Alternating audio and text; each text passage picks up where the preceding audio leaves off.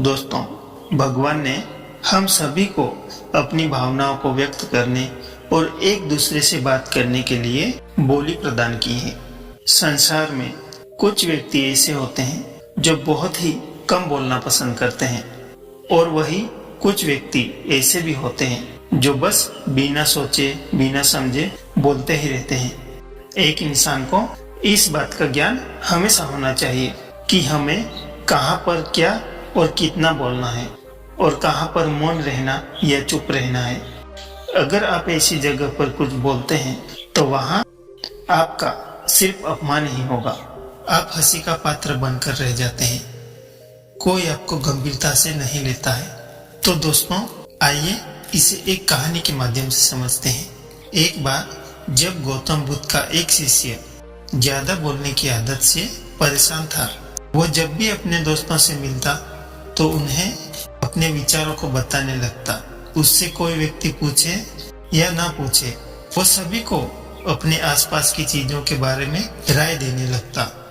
जब भी कोई आश्रम का दूसरा शिष्य उससे अपनी समस्या बताने आता तो वह बिना पूरी बात सुने ही उसे अपनी राय या सलाह देने लग जाता। उसे अपने आसपास की चीजों के बारे में जो भी आधा अधूरा ज्ञान था, उस ज्ञान का दिखावा करता था। उसकी इन्हीं हरकतों के कारण आश्रम का कोई भी शिष्य या गुरु उसे गंभीरता से नहीं लेता था। उस लड़के की इन्हीं आदतों के कारण आश्रम के अन्य साथी उसका मजाक बनाते थे। धीरे धीरे उस लड़के को भी समझ आने लगा कि उसकी इस ज्यादा बोलने की आदत के कारण कोई भी दूसरा शिष्य उससे बात करना पसंद नहीं करता।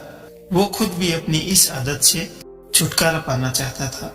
एक दिन वह बुद्ध के पास गया और अपनी सारी समस्या उसने बुद्ध को बताई। बुद्ध ने कहा, बेटा, वही इंसान ज्यादा बोलता है जिसे लगता है कि वह सब कुछ जानता है, पर ऐसा इंसान जो यह जानता है कि वह बहुत थोड़ा ही जानता है और ऐसा बहुत कुछ है जो उसे सीखना है, वह कभी भी जरूरत से ज्यादा नहीं बोलता और ना ही वह व्यक्ति बिना मांगे कभी अपनी राय या सलाह देता है।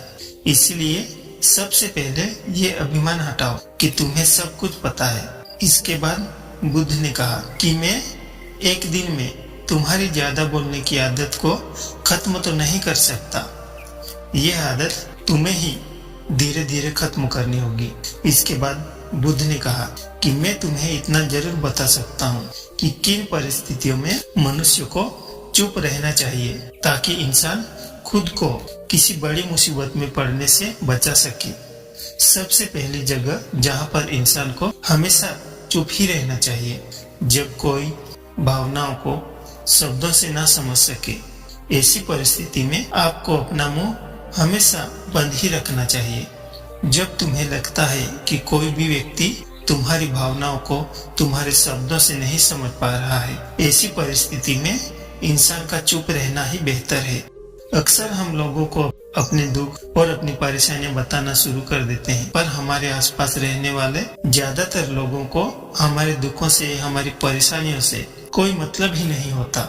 हर इंसान केवल खुद के बारे में सोचता है। एक या दो बार ही कोई भी इंसान तुम्हारे दुखों और तुम्हारी तकलीफों को सुनेगा, लेकिन बार बार तुम अपने दुखों का रोना रोओगे तो वह तुमसे दूर भागना शुरू कर देंगे, क्योंकि कोई भी व्यक्ति दुखी और असहाय इंसान के साथ रहना पसंद नहीं करता है। कोई भी ये नहीं चाहेगा। इसलिए अपने कुछ करीबी रिश्तेदार हो, कोई खास मित्र हो या परिवार के सदस्यों को छोड़कर किसी ऐसे इंसान को अपनी परेशानियां ना बताएं जो तुम्हारी बातों को समझने की बजाय उसका मजाक बनाए। दूसरी जगह पर जहां इंसान को हमेशा चुप ही रहना चाहिए, किसी चीज या घटना का आधा अधूरा ज्ञान होना। हमें कोई भी चीज या ऐसी घटना जिसके बारे में कोई जानकारी ही ना हो, तो ऐसी जगह पर हमेशा आपको चुप ही रहना है, हमेशा आपको मौन ही रहना है। जब तुम्हें ये पता ही ना हो कि किसी खास मौके पर क्या बोलना है या किसी विशेष घटना के बारे में तुम्हें कोई जानकारी ही ना हो, तो ऐसे मौके या परिस्थितियों पर हमें चुप रहना चाहिए। अक्सर व्यक्ति अपने आधे अधूरे ज्ञान की वजह से हंसी का पात्र बनता है। ऐसे इंसान को लोग गंभीरता से कभी नहीं लेते। हमें कभी भी आधी अधूरी और इधर उधर से मिलने वाली जानकारी के आधार पर लोगों से अपनी बात मनवाने की कोशिश नहीं करनी चाहिए। तीसरी जगह पर चाहते हुए भी इंसान को कुछ नहीं बोलना चाहिए। जब कोई व्यक्ति किसी की बुराई कर रहा हो तो ऐसी परिस्थिति में हमें मौन रहना ही बेहतर है। जब कोई इंसान तुम्हारे सामने किसी तीसरे इंसान की बुराई कर रहा हो तब ऐसी परिस्थिति में तुम्हें चुप रहना चाहिए। तुम्हें कभी भी ऐसी नकारात्मक बातचीत का हिस्सा नहीं बनना चाहिए, क्योंकि आज जो इंसान तुम्हारे सामने किसी तीसरे इंसान की बुराई कर रहा हो वही इंसान कल किसी और के सामने तुम्हारी बुराई करेगा। इसीलिए जब भी कोई किसी तीसरे इंसान की बुराई या उसके बुरे समय का मजाक उड़ाए तो तुम्हें सिर्फ उसकी बातों को सुनना है, उस पर किसी भी प्रकार की अपनी राय या अपना बेफिजूली ज्ञान नहीं देना है। ऐसी परिस्थितियों में इंसान को सिर्फ अपने कानों से सुनते रहना है। चौथी जगह या परिस्थितियाँ जहाँ पर आपने चुप रहना सीख लिया तो समझो कि तुमने अपने आप को जीत लिया है। गुस्से में आकर हम अक्सर अपने आप को काबू में नहीं रख सकते। गुस्से में शांत रहना या चुप्पी बनाए रखना ये आसान नहीं होता। जब कोई तुम्हारे ऊपर गुस्से से चिल्लाए, तुम्हारा अपमान करने की कोशिश करे, ऐसी परिस्थिति में तुम चुप रहकर सामने वाले के गुस्से को कम कर सकते हो।